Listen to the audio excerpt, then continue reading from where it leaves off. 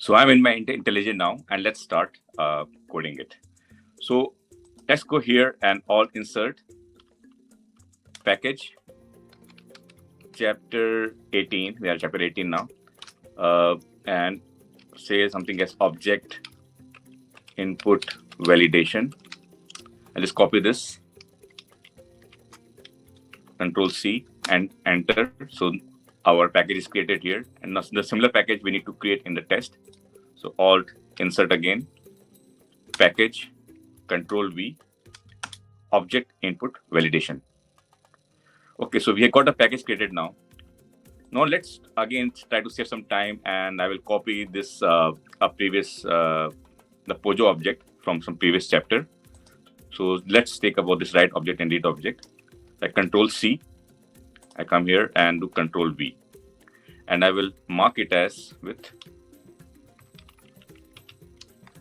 something as validation.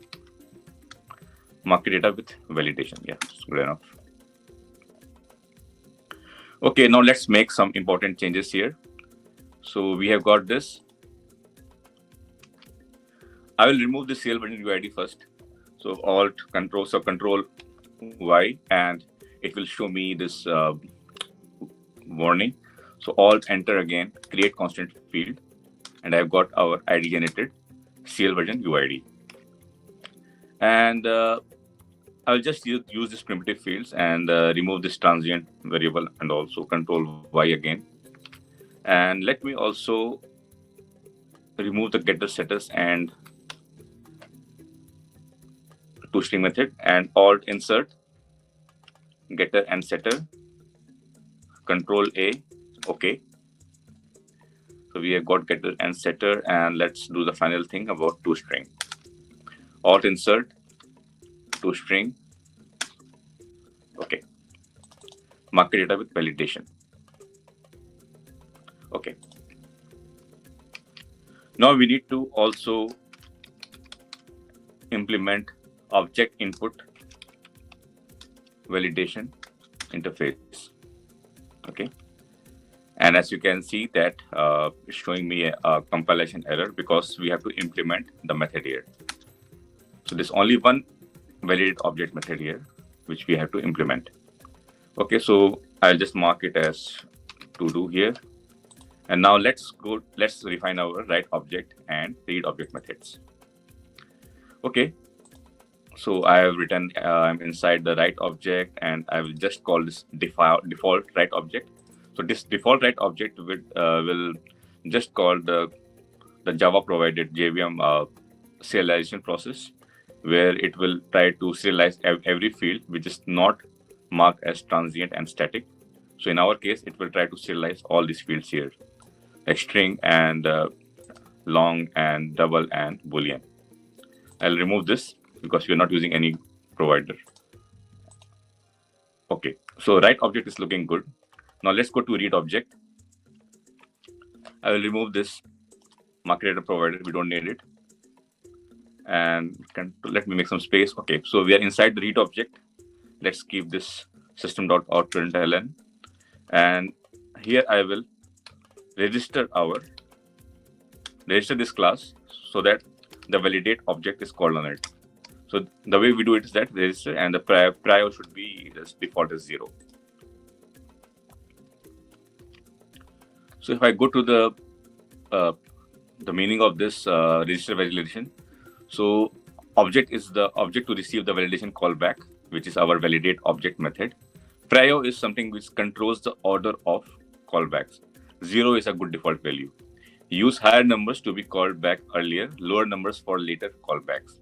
So I will just keep it as default because 0 is a good default. I will keep it as 0. Okay, so now we have written our writeObject, which is just not doing anything but just calling the default serialization process. Similarly, in the readObject method, before we call the default readObject to call the JVM's default deserialization process, we first of all register the validation part for this Java Pojo class. By doing so, once the readObject finishes, we can call validateObject on that object, on that deserialized object. So let's start implementing this. Now we can choose whatever field we want to validate. For example, we can check security ID. The security ID cannot be, we can have a set of valid security IDs which we are always trading. So any number outside of that, so we can create a set of all the security IDs. And if security ID coming back is some very bizarre number or string, then that in that case we can validate the security ID. Similarly, we can do a lot of other type of validations, whatever the demand of this, what are the invariants of this Pojo class. So for the sake of simplicity of this example, I'll just use time. And time, as we know that it can never be negative, it should be always a positive value. So let's use this time to validate our object, whether the time is good or not. So if I give if time is less than 0L, because time is a long field, in that case, we will simply throw an exception, which is InvalidObjectException. Okay. And I always use string.format because it's a little bit more efficient. And I will use time, the time field, which we have retrieved back from deserialization, can never be negative. And then I can also do %n for new line and time. Okay, so let me put it in this line so that's visible. Okay. So if time is less than 0L, then we throw this exception with a proper exception reason that time can never be negative. So let's revise what we have done so far. So we have our Java Pojo class which implements serializable. We added object input validation interface as well, which has got only one method called as validateObject, which will be called after we deserialize. And then once we have this object created using the readObject, only then after this, that validateObject method would be called. So after implementing this, let's check, revise our writeObject and readObject methods again. So here in writeObject, we are not doing anything special. We are just calling the default writeObject method, which will simply call the JVM default serialization process and serialize it to the stream of bytes. And in the readObject, before we call the default readObject, which calls the default JVM deserialization process, where it creates a copy of the original object. Before that, we just register our Java Pojo class by calling the register validation method and passing this object with priority as 0. 0 is a very good default value. If you want to do some special things, only then you need to change this priority. And then finally, we just validate object. Just for the simplicity, I am just choosing the time. That if the time from this deserialized object is less than 0L, in that case, it will throw InvalidObjectException with a proper exception reason.